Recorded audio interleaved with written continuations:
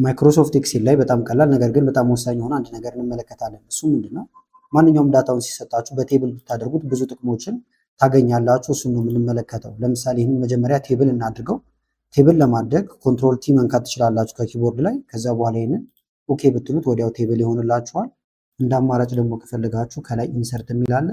በመቀጠል ቴብል ብላችሁም ኦኬ ብትሉት ወደ ቴብል ይቀየራል ማለት ነው። ወደ ቴብል ከቀየራችሁት በኋላ ግን አሁን የዚህን ድምር ከታች እንዲቀመጥ ከፈለጋችሁ አንድ ቦታ ላይ ቴብል ውስጥ ክሊክ ማድረግ ይቻላል። ከዛ ከላይ ቴብል ዲዛይን አለላችሁ። ቶታል ሮ ስትሉት ድምሩን ከስር ቶታል ብሎ ራሱ ያስቀምጥላችኋል። እናንተ ግን የፈለጋችሁት አሁን ቶታል ካልሆነ እዚህ ጋር ቀስት ነገር አለች የምትመለከቷት፣ እቺን ነክታችሁ ማክሲመም ከፈለጋችሁ ማክሲመም ከነዚህ ውስጥ ትልቁን ያወጣላችኋል።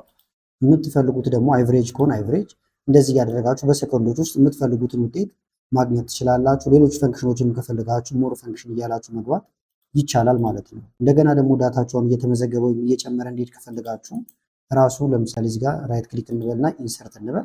እዚህ ጋር አዲስ የሚመዘገብ ካለ እዚህ ጋር የሆነ ነገር ላስገባና ቁጥር እዚህ ብታስገቡ አውቶማቲካሊ እየደመረላችሁ ይሄዳል። እናንተ አዲስ ካልኩሌሽን መስራት አይጠበቅባችሁም። አሁን አይቨሬጅ ላይ ስላለ ነው። ቶታል ከፈለኩኝ ደግሞ መልሼ ቶታል እለዋለሁ ወይም ሰም እለዋለሁ፣ ድምሩ ይመጣልኛል። ቪዲዮ ከተመቻችሁና እንደ አይነት አጫጭር ቪዲዮዎችን ሰራላችሁ የምትፈልጉ ከሆነ ቪዲዮ ላይክ ማድረግ እንደዚሁም ኮሜንት ላይ የተለያዩ አስተያየቶችን በመጻፍ አሳውቁን። ከላይ ኢንስክሪን ላይ ያሉትን ቪዲዮዎች እንድታዩ ጋበዝኳችሁ። አመሰግናለሁ በጣም ቻው።